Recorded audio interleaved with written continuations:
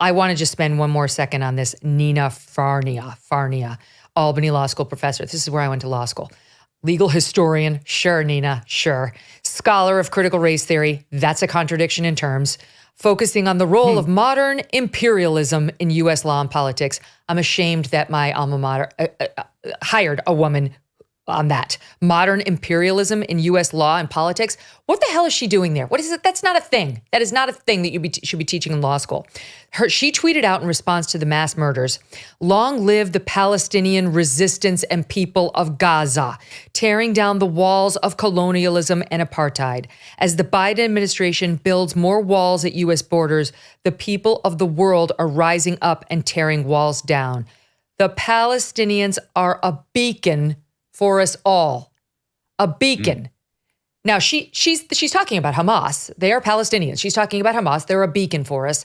And now Jewish students, and there's a fair amount of Jewish population in Albany, this I can speak to firsthand, have to walk into this damn class and sit in front of this racist bigot and listen to her talk to them about colonialism and imperialism. How would you feel if you were a Jewish student listening to this? She has to be fired today. Today. Fired. And so does this Yale professor, who's the worst of them all. You guys saw this woman in Yale, Zarina Grewal, who tweeted out, "Settlers are not civilians. This is not hard." In response to the argument that they're killing civilians, you're not a civilian if you're a settler. Meaning if you basically live in Israel, you're fair game. This woman too. And by the way, she doubled down when this became a national firestorm, which she tweeted on October 10th. She doubled down and said no government on earth is as genocidal as this settler colonial state. Evidence for it. And then she said, oh wait, no, she goes, "Sigh, the playbook." This is about the dead, decapitated babies. "They make up a lie. There's no evidence for it. Western journalists spread it like wildfire. Diplomats and politicians parrot it loudly. A narrative is built. The general public believes that the damage is done. And then they finally admit it never happened." So far, there are 30,000 signatures to get this woman, Zarina Grewal, fired. She needs to go today, Yale, today, not another moment. So can we talk about, forgive me, but this story of the murdered babies? Because you guys have seen what I've seen, right? These left-wingers, I don't even know what they are. They're anti-Semite left-wingers, because I have a lot of left-wing friends. They're not like this. Making a big thing out of whether babies were beheaded, and if so, just how many? What's the number? There's this guy at the LA Times. Hold on, I just had it up. I had it on my Twitter feed. He's at the LA Times. Give me 1 second and I'll find it. Here he is. Adam Elmarek, who, go back and look. I encourage the listeners, go back and look at him. It's at Adam, Elmahrek. Excuse me. Look at his X feed over the last few days. He hasn't posted now in 23 hours. And this is the last one. "At this point, with so many allegations flying, every major media should pause and just report the following. There's been no verification of some of the most heinous allegations, including rape and baby beheadings. Skepticism in this moment is the brave and right thing to do." Now we've literally seen pictures of the murdered babies. If you go to Ben Shapiro's Twitter account today, you will see them if you can stomach them. Burned babies and what appears to be a beheaded child, or at least a child who's bleeding heavily. A baby. It can't be more than 3 months old in its crib, dead. And we've had the Jerusalem Post report directly that they have seen themselves the evidence. It's not third hand now, like they are reporting in the first person that they have seen it for themselves, and it's been confirmed by the Israeli government. But because the Israeli government does not want to release the pictures en masse for understandable reasons. Oh, and by the way, there's reporting today that they showed the pictures to Tony Blinken, our Secretary of State, who's over there right now. Showed him. This asshole has not updated his Twitter feed. Works for the LA Times, guys. Why? He can't. It's not because he can't stomach the horror. He doesn't want to be wrong. He wants to pour cold water on the story.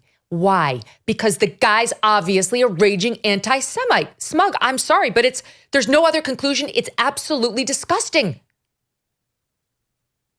And also a significant part of the problem is that these newsrooms, the LA Times, the New York Times, the Washington Post, have essentially been captured by these 20-year-olds who are completely woke and in lockstep with this kind of ideology. They've all already been shepherded into believing, okay, well, riots and setting cities on fire is completely acceptable. And they've been completely bullied into now believing that, well, I guess murder has to be acceptable. And I guess, Israelis, like the Yale professor says that, well, settlers are not civilians. The newsrooms themselves have this kind of pressure where we've seen in the past, like when Tom Cotton wrote an op-ed in the New York Times saying that it's time to send in the National Guard when there were riots all across this country. The person who okayed him writing an op-ed lost their job because the newsrooms themselves are now run by these woke 20-year-olds. And that's why you have people like that at the LA Times who are skeptical of the murder of civilians when there's evidence everywhere. And it's not just they don't want to be wrong. They don't want to upset their friends in the newsroom for sounding like, oh, you're not okay with this decolonization. That's what they're scared of. I want to go back to the settlers aren't citizens thing for a second, because I think it's instructive of how pervasive this problem actually is with the Yale professor. That theory, like settlers aren't citizens or everyone is an enemy combatant, is Islamist ideology that you can map a through line from ISIS, Al-Qaeda, Islamic Jihad to Muslim Brotherhood. They invented this term called Jahiliyyah, which basically the theory was the citizens of a country are fair game for violent terror because they are complicit in what their government does. And so we can kill any innocent in the world. Everybody is fair game. So when they did a suicide bomb or put an IED next to a car, it's all justified under this Islamist ideology. And now we have professors in the United States who believe that same ideology. It is disgusting. And also specifically about that professor at Yale, she's the professor of American Studies and Religious Studies, and gave her location on her profile in America in a collapsing empire. So you have someone who... It's anti-capitalism, man. These people hate civilization. That's really what it is when it gets down below all the bullshit and the land acknowledgements and the stuff that they usually tweet. Underneath that is they just want the destruction of Western civilization and capitalism. It's simple as that. Honestly, it's like BLM, which, its chapters now have put out, that disgusting BLM Chicago post earlier this week showing the paragliders waving the Palestinian flag and saying, yeah, that's it. Yeah, you go. They were celebrating it. Then they got some blowback, including from many Black Americans saying, what the hell are you doing? And then somebody went to the national chapter of Black Lives Matter and they refused to condemn the statements. Apparently they have no problem with it. They refused to condemn the statements because of what you just mentioned. Patrisse Cullors, the woman who was one of the 3 co-founders of BLM, was on camera just a couple of years ago calling for the end of Israel. The end. So this is like all the ideology is tied together. Quick update. This guy who I just told you about, this reporter for LA Times, he just tweeted, must be watching the show.